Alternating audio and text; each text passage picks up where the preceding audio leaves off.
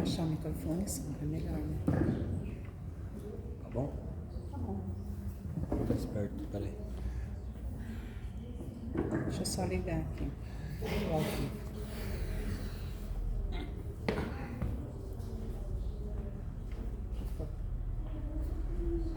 Boa noite a todos. Boa noite. Os que estão aqui presentes, os que nos assistem pelas redes sociais.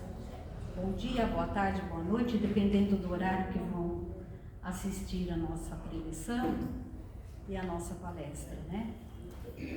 Sempre bem-vindos a essa casa espírita, irmãos Wilcinho e Fabiana, onde a gente consegue se reunir para trocarmos conhecimentos dentro do Evangelho de Jesus, aprendermos, estudarmos, refletirmos, né?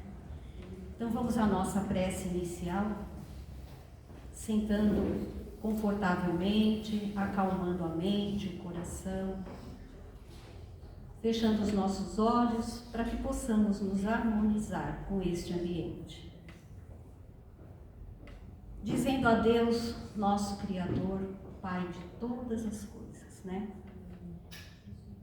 Neste momento, nos aproximamos de Ti, Pai, pedindo a proteção para o nosso lar, para a nossa família e para esta casa, que é um porto seguro para os corações aflitos que chegam em busca de acolhimento e socorro espiritual.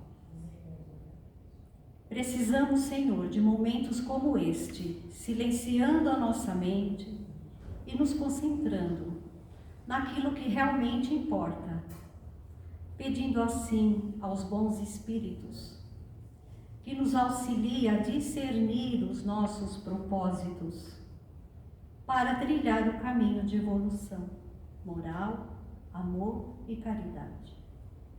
Que possamos caminhar com o Cristo, guia e modelo de todos nós, para que consigamos perceber os mistérios da nossa própria alma, socorrendo as nossas inquietações e fortalecendo a nossa fé. Que a paz e a luz nos envolvam, graças a Deus. Gente, eu escolhi um texto do livro Pão Nosso, psicografado pelo Chico, ditado por Emmanuel, e eu escolhi um texto que, assim, é bem do nosso dia a dia, é bem da nossa vida em comum, que fala sobre murmurações. É a lição 75. E Emmanuel, ele traz para nós aqui uma frase de Paulo, numa carta aos Filipenses, no capítulo 2, versículo 14. Uma única frase. E que Emmanuel discorre sobre essa frase de uma maneira muito profunda. E eu achei interessante trazer. Fazei todas as coisas, sem murmurações e nem contendas. É só essa frase. Murmurações aqui se referem a reclamações, lamentações. E vai além disso. Refere-se aqui a fofocas, mexericos, maledicências e por aí vai. É um assunto muito sério e que está no nosso dia a dia, e que está dentro da nossa casa, dentro do nosso trabalho. Então a gente precisa muito prestar atenção nisso, né? E aí, esse texto, ele nos traz sim esse alerta. Por quê? Para aquela pessoa que reclama de tudo. Quem não conhece, né? Sempre a gente conhece uma pessoa negativista, pessimista, que coloca obstáculo em tudo, até onde tem coisas boas para se ver e sentir, ela não consegue. Então nós temos que estar sempre fazendo uma autoanálise e atuando em nós mesmos, para que esse azedume, gente, não tome conta, né, de nós, como erva daninha, que quando ela encontra espaço, ela se expande. E assim é com as murmurações e reclamações. Se dermos espaço para isso, né? Ficaremos nesse pessimismo e nessa desesperança. É o que traz para nós. E o desafio que Paulo traz para nós cristãos, né? Para que possamos olhar para tudo que fazemos durante o dia e, sinceramente, no término do dia, fazer uma análise. O que saiu da minha boca? Críticas felinas, né? Falas preconceituosas. Então a gente sabe muito bem o que nós fizemos, o que falamos. E precisamos sim, como cristãos, que nós já nos comprometemos com a doutrina espírita que nos esclarece, para que isso não faça parte da nossa vida. Então, se já nos propusemos seguir o Evangelho, eu digo nós, porque todos que estão aqui estão em busca. Como nós, trabalhadores, os assistidos também estão em busca, né, do aprendizado, do caminho de Jesus. Então, é por isso que Paulo dá esse alerta. E ele diz aqui, além das murmurações, as contendas. Contendas significa o resultado das murmurações. Ela é mais grave ainda, porque ela divide na insegurança, ela divide no medo. E aí, isso acaba semeando dentro da nossa família, dentro do nosso grupo de trabalho e até mesmo dentro do nosso templo religioso. Isso pode acontecer. E pede de nós, né, isso, um imenso trabalho interior. Não é fácil, porque nós precisamos olhar o tempo todo para as nossas ações e cuidar. Eu vou fazer a leitura do que Emmanuel traz e a gente vai organizando. Nunca se viu contenda que não fosse precedida de murmurações inferiores. É hábito antigo da leviandade procurar a ingratidão, a miséria moral, o orgulho, a vaidade e todos os flagelos que arruinam almas neste mundo, para organizar as palavras da sombra, onde o bem, o amor e a verdade são focalizados com malícia. Olha que triste, gente, né? E aí, o que Emmanuel fala com isso, né? Ele diz que a criatura, ela está tão enraizada, né? Tão habituada em perceber só nuances infelizes, que ela não consegue enxergar nada de bom onde a projeção é de luz. Ela consegue ver sombra onde a projeção é de luz. Porque ela está sempre armada no pessimismo. Quando alguém comece a encontrar motivos fáceis para muitas queixas, é justo proceder a rigoroso autoexame, é o que eu falei anteriormente, de modo a verificar se não está padecendo da terrível enfermidade das murmurações. Então, gente, a doença física e a doença emocional, com esse comportamento, ela oferece o mesmo perigo para a nossa vida. Porque uma pessoa embotada nesse sentimento, ela adoece. A própria pessoa que murmura tudo isso que eu acabei de falar, ela acaba adoecendo fisicamente. Porque a nossa parte psíquica fica no emocional, mas ela vai e atinge o nosso físico. Então, é coisa para se pensar com muito carinho, né? Então vamos lá. Os que cumprem, essa aqui é pesada. Os que cumprem seus deveres na pauta das atividades justas, certamente não poderão cultivar ensejo às reclamações. Então esse aqui até eu nem vou falar só da minha cabeça não, porque eu fiz um textinho aqui que fala muito bem sobre isso. Olha bem como isso é sério. Há sempre mais murmurações quando há menos trabalho. quanto mais ociosa é a criatura, menos se dedica com disciplina no uso do seu tempo com o que é útil. Mais espaço há para reclamar e sempre está fugindo dos deveres. Então, a pessoa que tem esse hábito pessimista de reclamar de tudo, de ver maldade em tudo, de ver problema em tudo,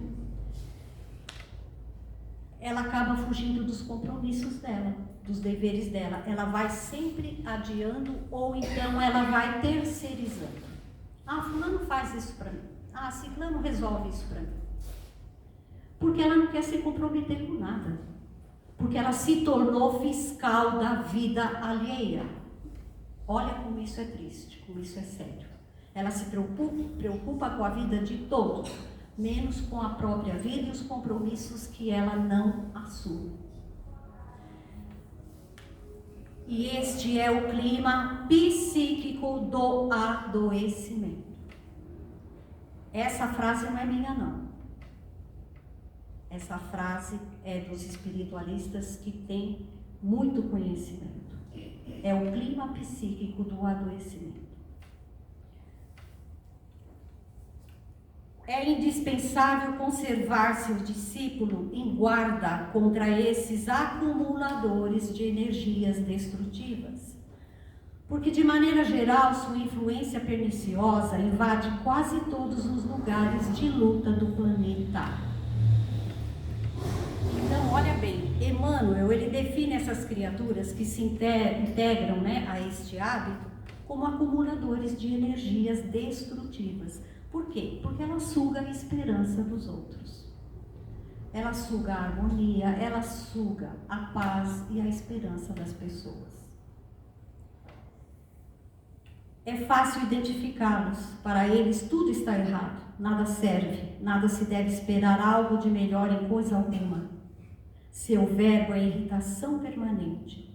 Suas observações são injustas e desanimam. Eu ouvi um comentário de um palestrante muito renomado, que é o Haroldo Dutra. Ele se referiu a essas pessoas que elas conseguem achar, até no Evangelho, que é um diamante para a nossa caminhada, elas conseguem encontrar cascalho, porque elas vão armadas quando lê o Evangelho. Vão armadas para encontrar equívocos, encontrar erros, encontrar falhas, equívocos históricos, e ela consegue encontrar. Aí ela lê o Evangelho, ela estuda, só que ela não consegue praticar, porque ela tem uma armadura que não deixa ela ver o diamante que existe no Evangelho. E ela encontra ali os cascados. Eu achei essa fala muito pesada, mas é muito real, né? E aí ele diz, para finalizar: lutemos quanto estiver em nossas forças contra essas humilhantes atitudes mentais. Confiados em Deus, dilatemos todas as nossas esperanças, certos de que, conforme asseveram os velhos provérbios, o coração otimista, ele é medicamento de paz e da alegria. Então aqui ele pede, ele dá um conselho para que nós lutemos o quanto estiver em nosso alcance para esse combate com nós mesmos. Porque um coração cheio de boas intenções, um coração cheio de otimismo, de amor, ele serve de remédio para todas as pessoas que se aproximam de nós. Então, mesmo onde o outro vê sombra, o outro vê o cascalho, se a pessoa ela está munida de tudo isso, do bem, da boa vontade, da caridade, de ajudar o próximo, de acolher o próximo na sua dor, na sua aflição, não pode dar errado, gente. Isso não pode ser motivo, brecha, para que os nossos amigos da espiritualidade inferior, que se alimentam das energias do pessimismo e do negativismo, se aproximem de nós. Eles não encontrarão essa brecha. Ao contrário, A pessoa que se comporta dessa forma, que tem esse hábito, ela pode sim ter essas companhias por causa das suas próprias imperfeições, do seu orgulho, da sua vaidade que ainda é muito alta, muito grande, que não a deixa sentir essas coisas boas que eu falei do nosso coração, essa vontade de servir, essa vontade de ser alguém que sirva de remédio para quem precisa. Não é o remédio propriamente dito que eu estou falando, né? É o remédio para a alma, é o colo, é o abraço que a gente precisa e que tantos nos faz bem, né? Puxa, passei 2 minutos. Não tem problema. Eu queria ler. Aí eles pedem assim, mas qual é a postura adequada? A postura adequada é a reflexão, é ponderar e seguir confiante em Deus. É aquela frase, confia e segue no caminho de Deus, no caminho do Evangelho, que não pode dar errado. Eu trouxe aqui, que eu achei maravilhoso, 3 frases de Edivaldo Pereira Franco, que nos deixou há uns dias atrás, que ele foi para a verdadeira pátria, né, que é a espiritual. E eu li 3 frases dele, não é da mentora dele, da Joana de Ângeles, não, é frase dele mesmo, porque ele era muito sábio. E ele diz o seguinte: ninguém poderá carregar os fardos das suas dores, então eduque-se com o sofrimento. Não podemos terceirizar. Ninguém entenderá por completo os dilemas profundos da sua existência, por isso, exercite o silêncio. Ninguém seguirá ao seu lado indefinidamente, então acostume-se com a solidão. Gente, eu achei essas 3 frases muito sábias. E eu acho que assim, quando a gente pensa dessa forma, 80% das nossas angústias vão embora. Porque a gente começa a cuidar, né, da nossa vida, da nossa saúde física e mental. O recado que eu tinha para hoje era esse, viu, gente? Eu não coloquei uma pulga atrás da orelha, né? Eu coloquei um espinho, mas é necessário, né? Vocês me desculpem, mas eu achei necessário, porque a gente cai nessa história, né? Não é só essa criatura que eu me referi aqui, uma criatura. Nós nos incluímos nisso aqui, né? Às vezes até com uma fala leve, é uma inveja branca. Gente, não... É problema, né? É problema. Então vamos vigiar o que sentimos, o que falamos e as nossas ações. É só isso. Muito obrigada pela atenção. E agora o Fábio vem com uma palestra. Sim. Desculpa que eu peguei 4 minutos. Não vou desculpar.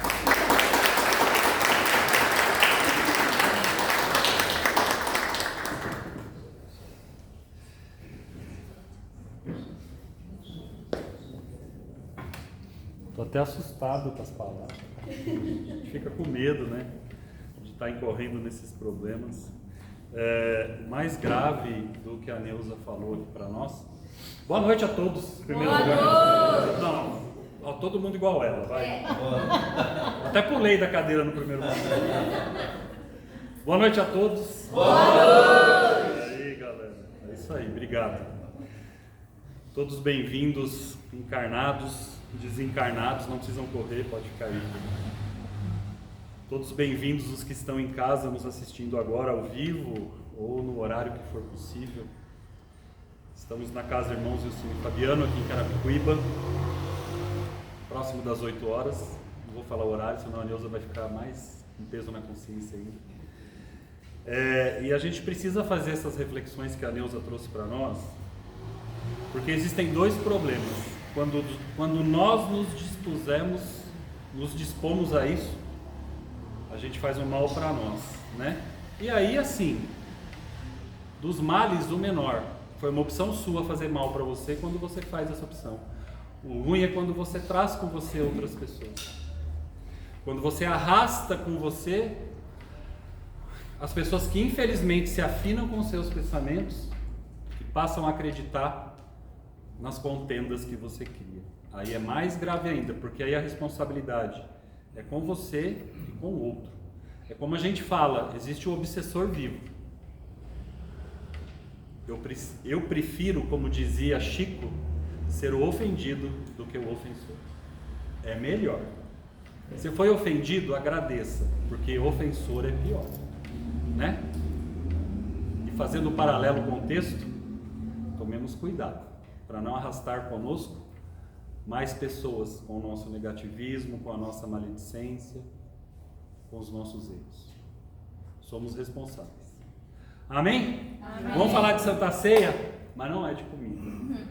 Já estava feliz, né? Falar de comida, mas é quase isso.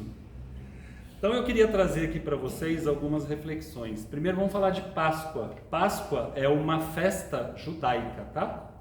Não é uma festa cristã, não é uma comemoração cristã. A Páscoa já existe há 3.500 anos, depois que o povo hebreu foi libertado do Egito, né? Eles eram os escravos, foram para Jerusalém e nos arredores, porque acreditavam que ali era a terra prometida. E esse povo hebreu depois, por influência e por conta da região, praticamente se tornou os judeus, né? Que nós temos notícia até hoje. E os judeus comemoravam a Páscoa, mesmo antes do nascimento do Cristo. 1.500 anos antes do nascimento do Cristo. E era uma comemoração de rituais, eram 7 dias. A Páscoa dos judeus, ela dura 7 dias, né? E a gente tem conhecimento de um curto espaço, quando Jesus, judeu, com seus apóstolos, de maioria judia, né? Por origem, estavam comemorando a Páscoa em Jerusalém, que era naquele tempo um território dominado pelo Império Romano. Ou seja, os judeus naquele tempo, eles eram dominados pelo Império Romano, porque dominaram aquela região, e o curto espaço de tempo que eles tinham um pouco de trégua, né, do poder romano sobre eles, era no período de Páscoa, onde eles podiam se reunir e fazer os rituais da sua religião. Então nós vamos falar de um pouquinho disso, só para vocês entenderem um contexto. Então Jesus, na quinta-feira, um dos dias em que os judeus se reuniam para jantarem juntos, todos os 7 dias de Páscoa eles faziam isso, Jesus se reuniu com os seus discípulos. E aí nós vamos fazer algumas reflexões com relação a essa reunião.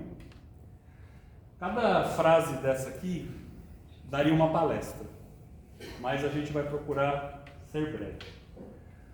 Tomando o pão, deu graças, essa é a mais famosa, a gente ouve muito no catolicismo, né? Um pouco antes da Eucaristia, quando o padre está abençoando a hóstia. Tomando o pão, deu graças, partiu e deu aos seus discípulos, dizendo: isto é o meu corpo, dado em favor de vocês. Façam isto em memória de mim.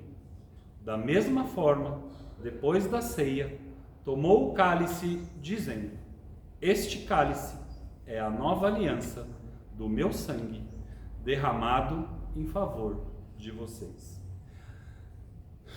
Jesus, quando disse todas essas palavras que a gente vai refletir aqui, ele sabia qual era o seu futuro. Ele sabia que o seu fim estava próximo. E ele coloca aqui para nós, cristãos, porque aí após Cristo, né, temos a Páscoa do cristão, que é diferente da Páscoa do judeu. Inclusive as datas às vezes não coincidem, tá? E ele propõe para nós a aliança do seu corpo, né, e do seu sangue. E é importante a gente entender que essa aliança não é uma aliança do corpo e do sangue físico de Jesus. A Santa Ceia, ela mais do que um banquete material, ela foi um banquete espiritual. Se nós resumíssemos a vida de Jesus no Sermão da Montanha e na Santa Ceia, bastava para nós como manual de vivência no planeta Terra. Só esses 2 momentos de Jesus, se pegarmos tudo que ele nos ensinou durante o Sermão da Montanha e na última refeição com os seus discípulos, na Santa Ceia, nós já teríamos um manual vasto de convivência entre irmãos. E é essa aliança que ele propõe para nós. A aliança nossa como irmãos, baseado nos seus ensinamentos. Eis que estou à porta e bato, e se alguém ouvir a minha voz e abrir a porta, entrarei e cearei com ele, e ele comigo. Jesus, novamente, essa é uma frase que que é dita no Apocalipse, aonde a gente tem uma referência de Jesus em nossa vida. Quantas vezes Jesus bate a nossa porta? Quantas vezes Jesus vem se alimentar conosco? E basta a gente abrir a nossa porta para que Ele entre. Basta que a gente abra os nossos corações para que Jesus ceie conosco. Quantas vezes Jesus encontra essa porta fechada?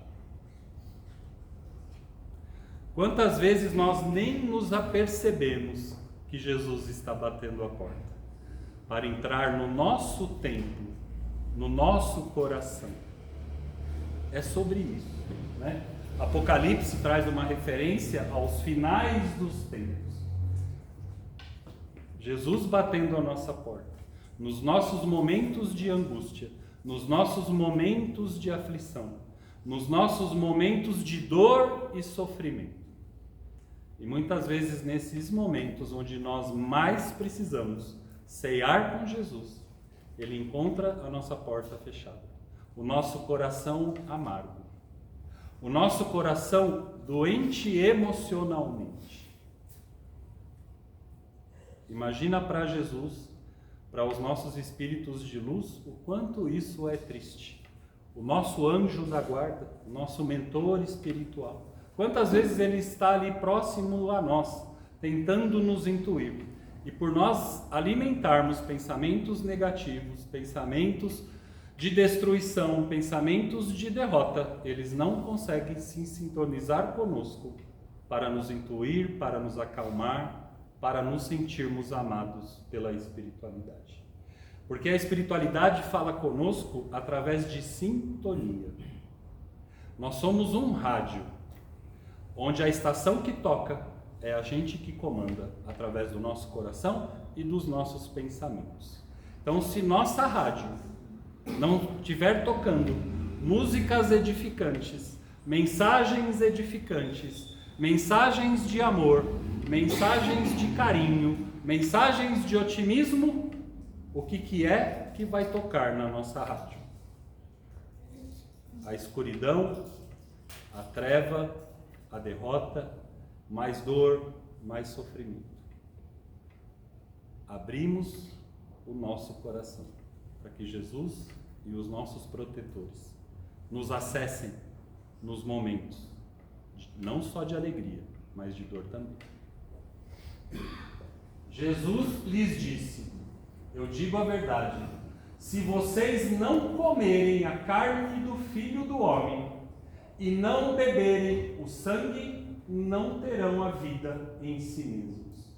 Todo aquele que come a minha carne e bebe o meu sangue tem a vida eterna e encontrará a salvação. Pois a minha carne é verdadeira comida e o meu sangue é verdadeira bebida. Todo aquele que come a minha carne e bebe meu sangue permanece em mim e eu nele. Da mesma forma como o Pai que vive me enviou e eu vivo por causa do Pai, assim aquele que se alimenta de mim viverá por minha causa. Ninguém chegará aos céus senão através de mim. Ninguém chegará à salvação se não usar o manual que Jesus nos deixou. E a gente consegue resumir o manual de Jesus em uma única palavra: amor. Se tudo que Jesus nos ensinou a gente reduzir na palavra amor, viver o amor da forma verdadeira, não o amor que aprisiona, mas o que liberta, não o amor que impõe, mas o que respeita, nós seremos salvos. nós estaremos bebendo do pão do Cristo, da carne do Cristo, e estaremos tomando do seu sangue. Ao contrário do que nós imaginamos, Jesus não veio à Terra, né, para nos curar do pecado original. Não é nada disso, até porque o pecado original não existe. Todos nós, né, temos o direito e a oportunidade de nascer através do amor de duas pessoas. Não existe nenhum pecado nisso. O pecado está em outro lugar. Jesus veio nos ensinar uma única coisa, um único ensinamento, e não foi uma religião. Eu desafio alguém a mostrar para mim na Bíblia qual foi a religião que Deus fundou, que Jesus fundou na sua existência. A gente se apodera de Deus para que a gente possa dar causa às nossas interpretações bíblicas.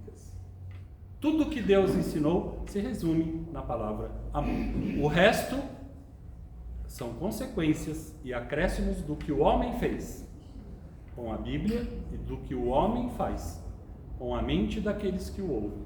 Por isso que é de extrema responsabilidade a quem vem aqui na frente falar e pregar da forma correta. Quantas barbáries a gente ouve de pessoas à frente de um microfone num templo religioso, qualquer um, inclusive templos espíritas. Por isso que nós defendemos a fé racional, a fé raciocinada. Na dúvida, não acredite, nem no que eu estou falando para vocês. Prefiro que vocês me coloquem em dúvida do que acredite cegamente em mim, simplesmente porque eu estou aqui. Quem prega a palavra de Jesus, a palavra de Deus, são seres humanos, falhos, pecadores. A única diferença é que a gente está aqui tentando acertar. Mesmo assim, às vezes a gente erra. Mesmo assim, às vezes a gente não bebe do sangue e não come da carne como deveria fazer. Então, olhos de ver, ouvidos de ouvir. Portanto, todo aquele que comer o meu pão e beber o meu cálice do Senhor, indignamente, será culpado de pecar contra o corpo e o sangue do Senhor. Examine-se cada um a si mesmo, e então coma do pão e beba do cálice. Pois quem come e bebe, sem discernir o corpo do Senhor, come e bebe para a sua própria condenação. Pois isso há entre vocês muito fracos e doentes, e vários já dormiram. É isso aqui, gente. Quando propagamos, quando trazemos conosco pessoas através do não amor, através do não bem, nós não estamos compartilhando o sangue, o corpo, a carne de Cristo. E temos responsabilidades sobre isso, sim. Quando decidimos pelo outro, quando arrastamos o outro por nosso capricho, por nosso orgulho, por nosso ego, temos responsabilidades sobre isso, sim. Da mesma forma que quando a gente tenta fazer a coisa da forma correta, proferir palavras de amor, proferir palavras de união, estamos bebendo e comendo do sangue do corpo do Cristo. Então temos responsabilidade, está aqui, ó. Aquele que não come e que não bebe está pecando, está errando. E a gente precisa fazer essa autoanálise.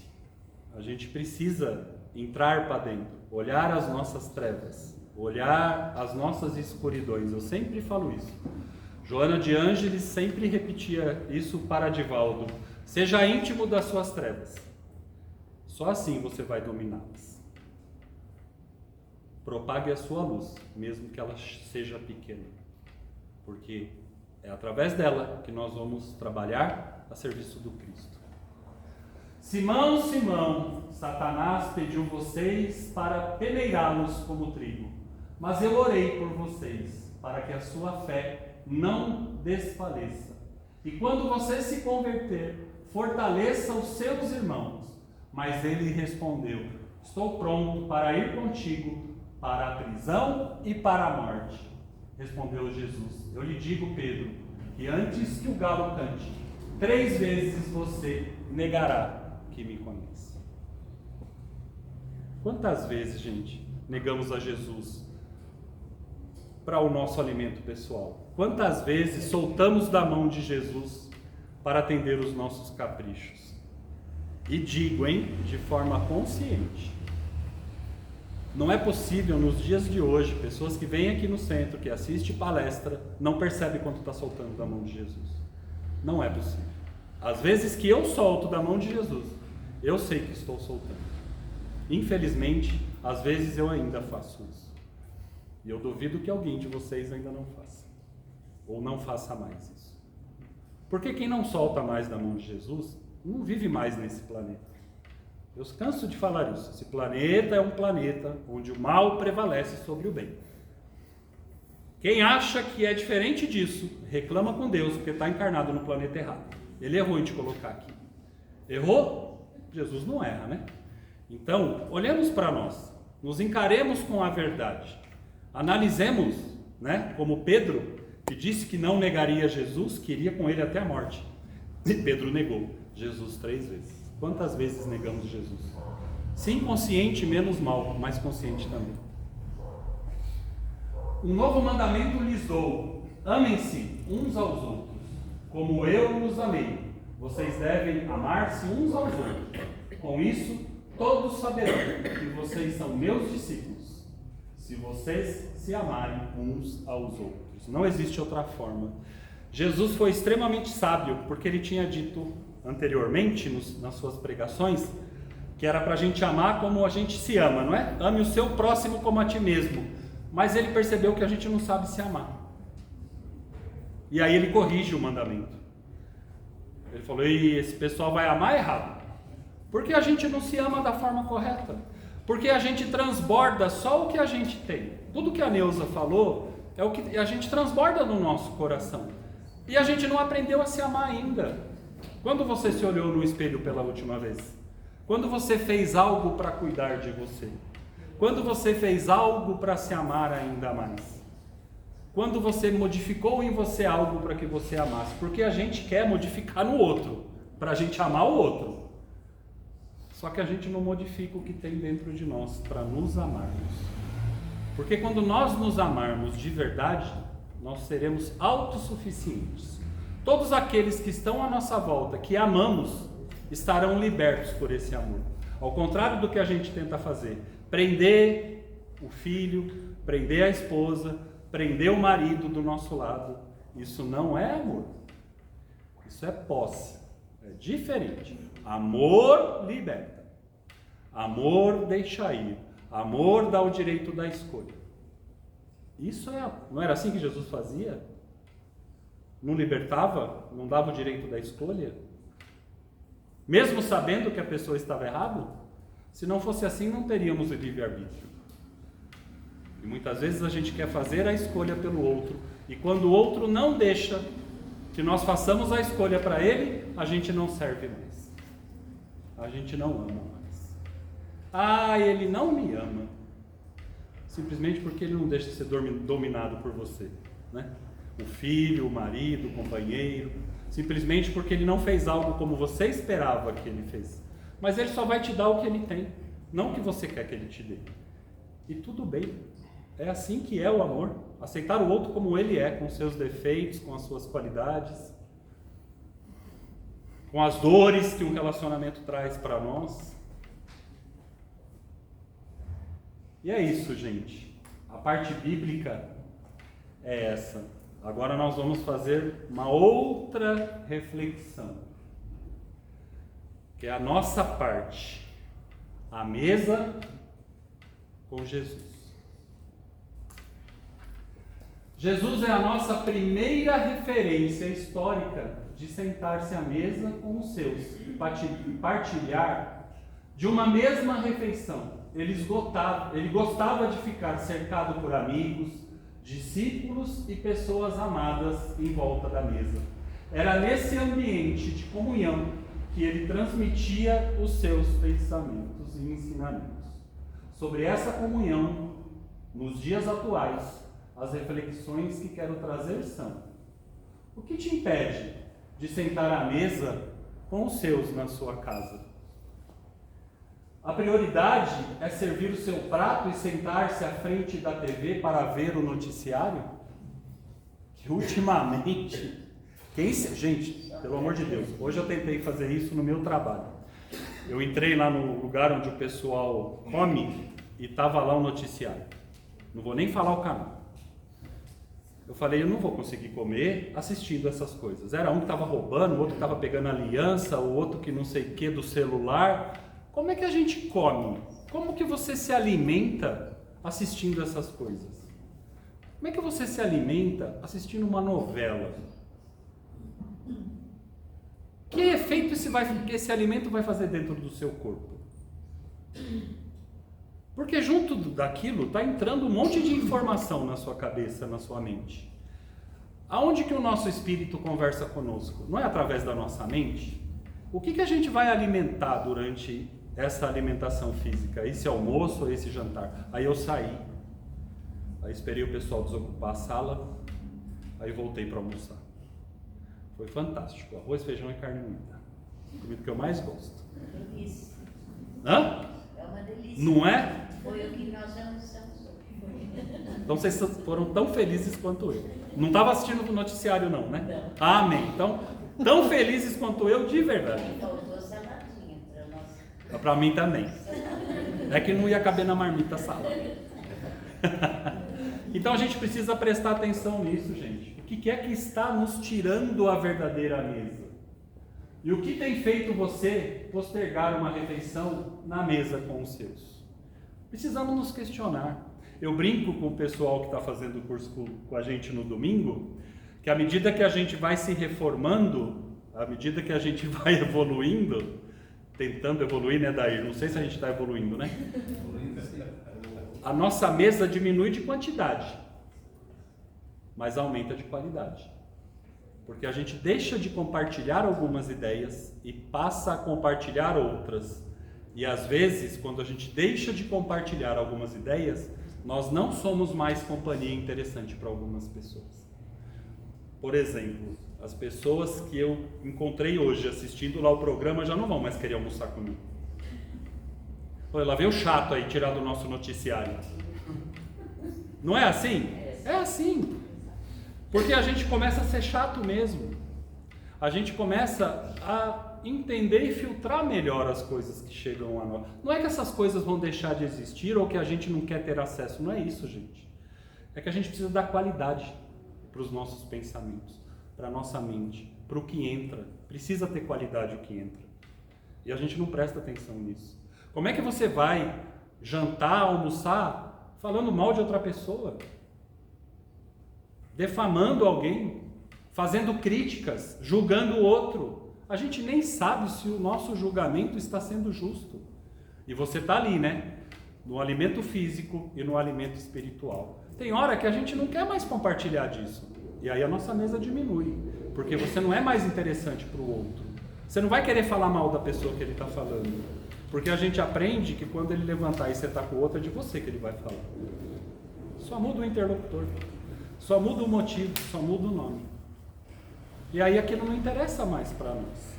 Aí a nossa mesa vai diminuindo, só que ela melhora em alimento de qualidade espiritual, que é o que realmente a gente vai levar daqui, quando desencarnarmos. Para a nossa verdadeira vida, como minha mãe falou do Divaldo, né? O que nós vamos levar para a nossa verdadeira vida? A maledicência? O noticiário?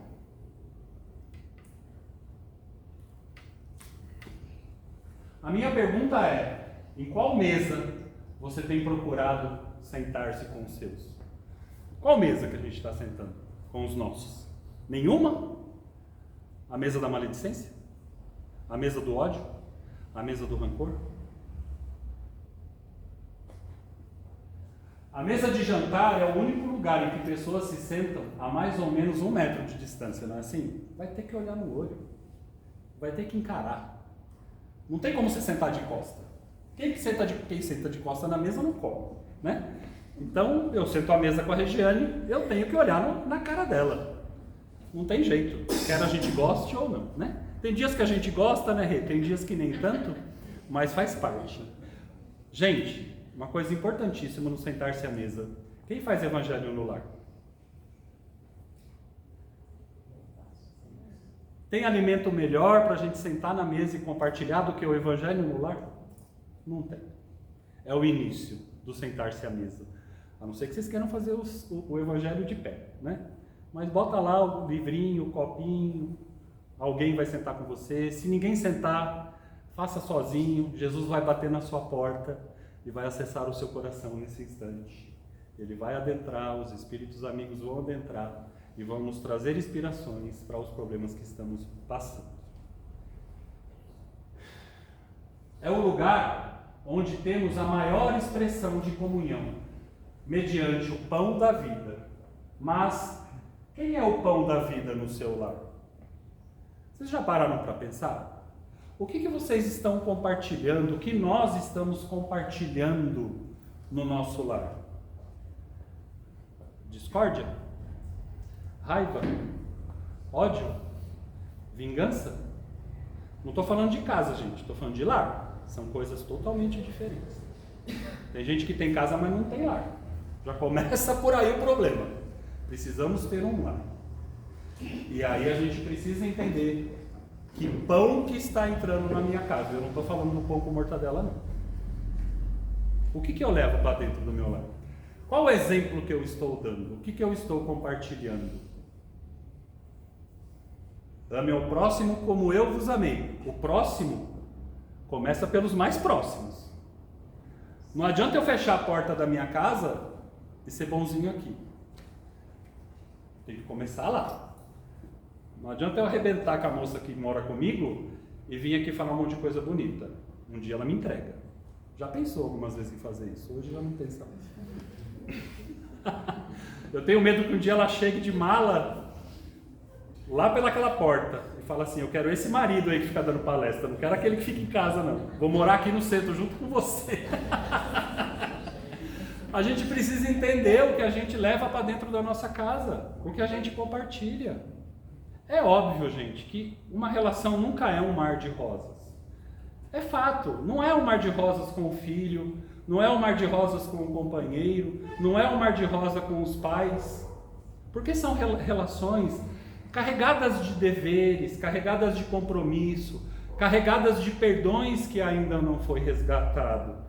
Mas é o que eu digo sempre: cabe dor na felicidade, cabe dor na alegria. Tem conta para pagar? Tem, mas tem sorriso para dar, tem olhar para compartilhar. E a gente precisa fazer isso, tem que começar lá dentro. Não adianta a gente ser bonzinho no trabalho, na casa espírita, na igreja católica, no templo evangélico. E aí tira a máscara dentro de casa e ó, senta o rei. É lá que começa, é lá que importa, é lá que estão os nossos maiores resgates. Era na comunhão à mesa que Jesus se encontrava com cada um e moldava os corações pelo seu amor, pois na medida em que aceitamos uns aos outros, os relacionamentos são consolidados. À medida que aceitamos uns aos outros, não é à medida que impomos as nossas ideias. Porque sentar à mesa é falar, ouvir e ser ouvido. Para estar à mesa com os seus, não há obrigatoriedade de preparo de alimentos. Planeje o horário que todos estarão em casa. Combine esse momento junto com o seu cônjuge e filhos, irmãos, pais e etc. Prepare a mesa para receber os seus e partilhe da presença de Jesus nela. Ou seja, sente à mesa, bota Jesus lá e vamos compartilhar. Eu tenho o privilégio de ter a minha família à mesa. Eu tenho esse privilégio. Esse foi um legado deixado pelos meus avós. Eles sempre estavam dispostos a servir os outros. Tenho memórias de alguém que sempre proporcionava esse momento em família e sentados à mesa. Vivi minha infância e adolescência em uma mesa preparada por eles, que deixou histórias e marcou gerações. A minha avó materna tinha um hábito. Todo dia, de segunda a sexta, às 4 horas da tarde, o café era servido. E quem quisesse compartilhar desse horário, era só ir na casa dela, que os tios, os primos estavam lá, sentados à mesa, para rir, para chorar. Quantas vezes choramos e rimos juntos. Mas nós estávamos sentados juntos à mesa, um apoiando o outro com o melhor que a gente tinha. Esse princípio foi passado para os meus pais e também para mim, e com certeza será perpetuado para as minhas gerações futuras. Eu lembro que eu chegava tarde da faculdade e meu pai tinha o hábito de levantar, esquentar minha comida e muitas vezes ficar comigo na sala esperando eu terminar de comer para voltar a dormir. Estou falando de 11h30 à meia-noite. E hoje perdi meu pai, né? Meu pai desencarnou com 53 anos de idade e eu tinha 31 quando ele foi embora. Quanta coisa a gente viveu nessa meia horinha do dia em que ele tinha a desculpa de esquentar minha comida para ficar um pouquinho comigo. Quanto a gente aprendeu, quanto a gente trocou, quanto a gente compartilhou, quanto ele moldou o meu coração. E hoje eu tenho esse hábito com os meus filhos, com o meu irmão, com a minha mãe. Então tudo aqui, ó. Meu irmão está aqui, minha mãe está aqui, minha esposa está aqui. Meus filhos hoje não estão, a minha filha que vem mais. Mas a gente sempre procura uma vez por mês. Meus filhos já são casados, moram em outros lugares. Sempre a gente procura uma vez por mês sentar-se à mesa e compartilhar as nossas dores, as nossas alegrias, as nossas conquistas, as nossas derrotas. Ali a gente aconselha, ali a gente dá opinião, mas sempre respeitando o espaço e a vida do outro. Muitas vezes é difícil, mas a gente já está conseguindo. E às vezes minha netinha fala assim, agora é minha vez. 6 anos. 5. Sim, vai fazer 6 agora em junho. É isso, gente. Eles procuram estar conosco. Muitas vezes, né, eles ligam para nós, vamos jantar junto hoje. Eles sentem falta. E isso é bom, precisa. É ali que eu sei o que está acontecendo na vida de um, na vida de outro, a gente consegue aconselhar. Normalmente eles não ouvem e não tem problema nenhum, mas a gente está ali como rede de apoio, né? Muitas vezes eles nos aconselham, eles nos moldam, eles pegam no nosso pé e puxam a nossa orelha e está tudo bem. Sábado passado eu estava com meu cunhado e minha mãe tomando café. Tiramos a mesa do café, colocamos a mesa da janta e continuamos conversando. Normalmente é o que acontece. Porque e sem celular. Meu filho fala assim, a gente não precisa olhar celular, porque as pessoas que mais precisam da gente estão aqui agora. E a gente não olha mesmo. É uma delícia. Fica liberto desse negócio. E a gente precisa prestar atenção nisso. É a mesa que os sentimentos são conectados. Gente, olha como é importante. Os sentimentos são conectados. É ali que eu sinto a dor dela e ela sente a minha. É ali que a gente tem consciência do que está doendo lá, do que está doendo aqui, do que está fazendo bem lá, do que está fazendo bem aqui. Porque é ali que a gente se conecta, é ali que a gente realmente troca. O caráter é construído e a confiança é estabelecida. E a confiança é estabelecida. Porque se seu filho não confiar em você, é na rua que ele vai buscar o ensinamento. E aí o resultado pode não ser legal. Meu desejo é que, assim como eu, você também tenha essa experiência na sua casa com os seus. Aproveite cada oportunidade com a sua família. Acredite, acima de tudo, no amor derramado por aquele que veio, deixou princípios, porque Cristo vive em nós e Ele te espera à mesa.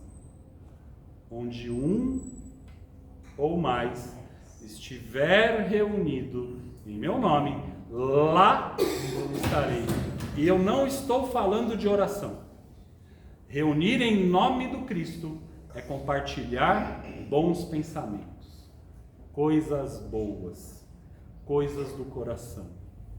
A gente não precisa orar para fazer isso. E acreditem, Ele estará à mesa com vocês. Vocês sentirão a presença do Cristo no seu lar, na sua casa, na sua família. Não tem coisa melhor do que isso. Eu duvido que alguém que faça o evangelho no lar não sinta essa alegria. Quando a gente está comendo com as pessoas que a gente ama, falando de coisas boas, não é evangelho que a gente está fazendo? Não tem só oração no evangelho. Tem um monte de coisa boa lá. Alegria está no evangelho, felicidade está no evangelho, dor está no evangelho, desde que a gente saiba compartilhar, desde que a gente saiba dividir, né? Muitas vezes, um entra com a lágrima e outro com o ombro, e ali está Jesus. Desfrute desse momento. É isso aí. Desejo a todos santas ceias maravilhosas. Vocês almoçaram juntas? Nós moramos todo dia. Todo dia. Comem juntas? Sim. É bom. Oramos na hora de qualquer refeição. E teve um senhor que foi arrumar nossa instalação elétrica. Ele ficou encantado. Eu ficaria. Eu tô perguntando, porque durante a palestra vocês passaram sorrindo. Então vocês têm, né, o sentimento de Jesus à mesa. E um lar. Maravilhoso. E um lar. E um lar. Basta 4 paredes para um lar, né? Não precisa de mais do que isso. Gente, eu vou indicar um filme para vocês que eu assisti, um filme totalmente despretensioso, fantástico. Tem na Netflix, deve ter num monte de lugar por aí também. Assistam Nonas. Assistimos ontem. Maravilhoso. Muito bom. Fala disso. Fala do amor à mesa. É verdade. Fala do amor em família. Nonas, Nonnas. Fantástico. Eu lembrei do papai, porque o papai veio da Itália com 14 anos. A senhora tem cara de nona, assim.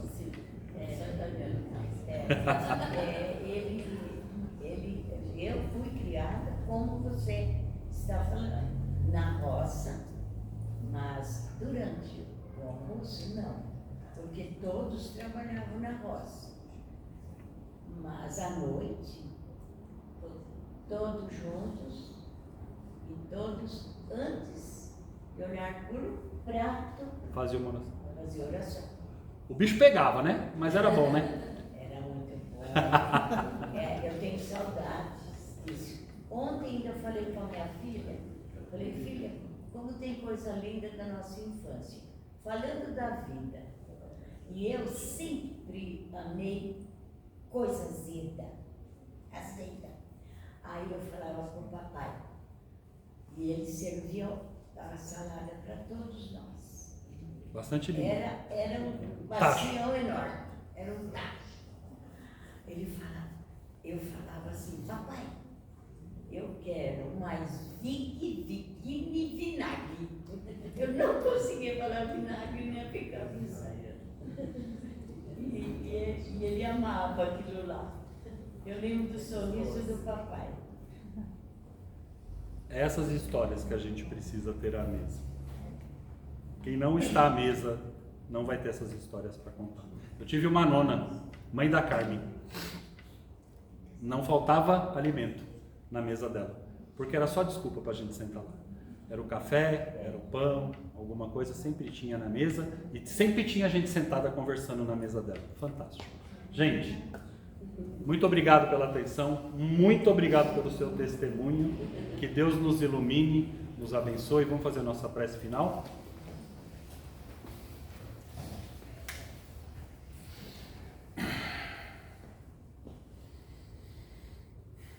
Então, hoje em específico, vamos fazer uma prece em agradecimento,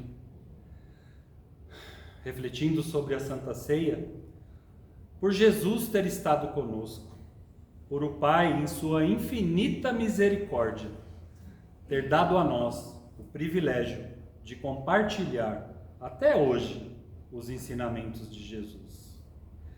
Agradecer a Jesus, apesar do pouco tempo que Ele esteve conosco, tudo que Ele nos trouxe de bom, todo o amor que Ele nos ensinou e que a gente luta para colocar no nosso coração a cada dia. Vamos agradecer a Jesus pelo dom da vida, por governar o nosso planeta com tanto amor e carinho. Agradecer à Mãe Maria, que nos adotou como filhos, que nos guarda, que nos protege e que nos ilumina. E pedir ao Pai que renove a nossa fé para mais uma semana de lutas, de batalhas, de aprendizado e de confiança. Sintam-se todos abraçados e amparados pelo Pai. E que saiam daqui melhor do que chegaram. Que assim seja. Graças a Deus. Bom tratamento. Deixa eu dar 2 recados para vocês. Espera aí. O primeiro é a água. Tem um copinho d'água ali, ó. Quando vocês saírem do passe ou da maca, não deixa de tomar aquele remedinho, tá bom? Segundo recado, domingo temos